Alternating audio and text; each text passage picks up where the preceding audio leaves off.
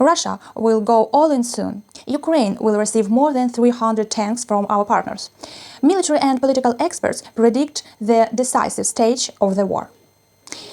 It's a Yakovlev channel, the news for last week. Not a day in Ukraine without shelling.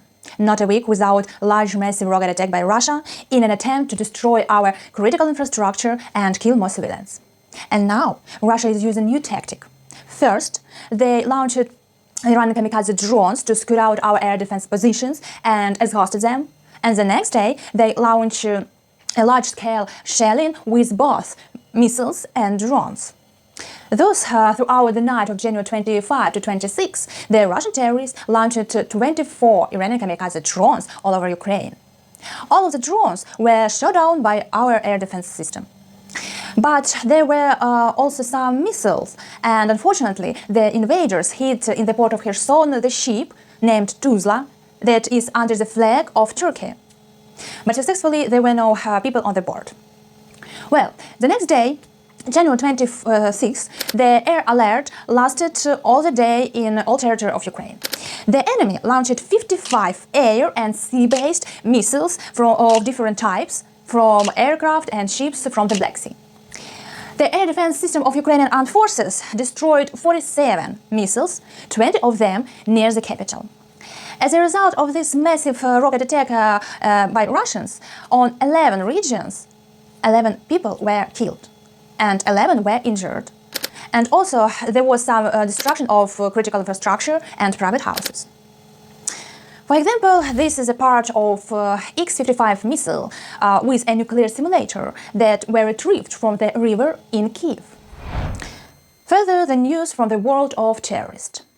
The Russians launched an assault on strategically important city in the Donetsk region, Vuhledar. At the same time, the Ministry of Defense of Belarus reported that the Belarus started to remove military equipment and vehicles from long-term storage. Allegedly, as a part of joint activities of combat coordination of the regional grouping of troops of Belarus and Russia.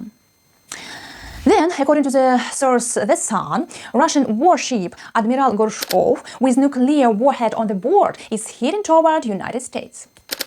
The captain of this frigate claims that no one will notice the launch of the rocket and its flight. Yeah, of course. It's just as imperceptible as the movement of this small ship itself, yeah? And maybe, of course, the ship is under close surveillance of NATO troops. And maybe Russian orcs tried to scare United States or something like that, I don't know. Although everyone already saw them as, or their myth about second army of the world. You can just compare the NATO versus Russia in the language of numbers. Russians are in panic from understanding what awaits them after victory of Ukraine. This week, our hetman Volodymyr Zelensky had his birthday. And apparently, as a gift, there are some interesting points took place this week.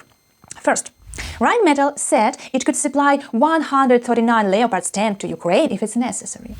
Then, Olaf Scholz finally made a decision and German government officially approved the transfer of Leopard tanks to Ukraine.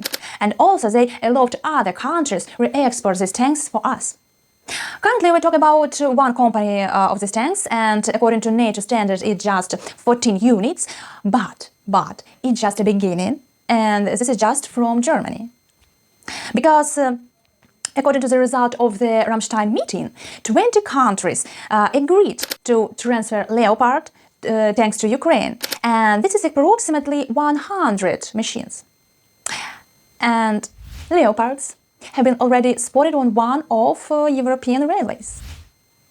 Okay, next, Biden announced that the United States will send Ukraine 31 Abrams tanks and 8 auxiliary Brahms vehicles intended for repair, evacuation and emergency refueling of Abrams tanks. Also, Biden announced about funding for training, maintenance and support. But not the one. Switzerland, which was neutral even in the Second World War, currently blocked certain decisions. And this week, Switzerland decided to stop blocking arms supply to Ukraine and allow European countries to transfer Swiss-made weapons.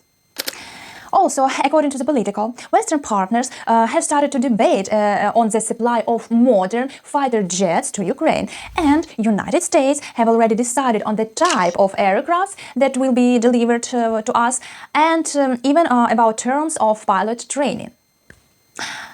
And now, I really beg your pardon, but the faint-hearted, please don't look. And just don't laugh. Too loud, at least. On Russia, literally blinded robot killer of Abrams and Leopard tanks. Just look. In Ukraine, the project of the Bayraktar drone production plant was completed. According to the ambassador of Ukraine to Turkey, the project of the factory of the production of Turkish drones Bayraktar has already been completed and all necessary legal framework have also been prepared. Well, taking into account the previous news about weapons and tanks, something interesting will come. Meanwhile, Foreign Affairs source predicts that this is Putin's last stand and predicts 3 scenarios of Russia defeat. First one, less real. Russia will accept its defeat by agreeing to a negotiated settlement on Ukraine's terms. But even in this case, Putin or his successors will try to keep Crimea. The second, the failure of Russia against the backdrop of escalation. In the worst case, they will use nuclear weapons, which will lead to the response from NATO, of course, in the same way. And the third, last, the defeat of the Russian Federation through the collapse of the regime, when the main decisive battles will be in Kremlin and Moscow streets. But actually, it's also less real and definitely unreal. The last news for today is another significant victory for Ukraine. The Parliamentary Assembly of the Council of Europe, PACE, recognized that Russia's military aggression against Ukraine began in 2014, not in 2022, exactly in 2014 in Donetsk and Lugansk region. As a result, the resolution with this norm was approved unanimously, 126 votes. And also, PACE voted for a tribunal against Putin and Lukashenko. Well, that was the main points for the last week. Glory to Ukraine, glory to our partners.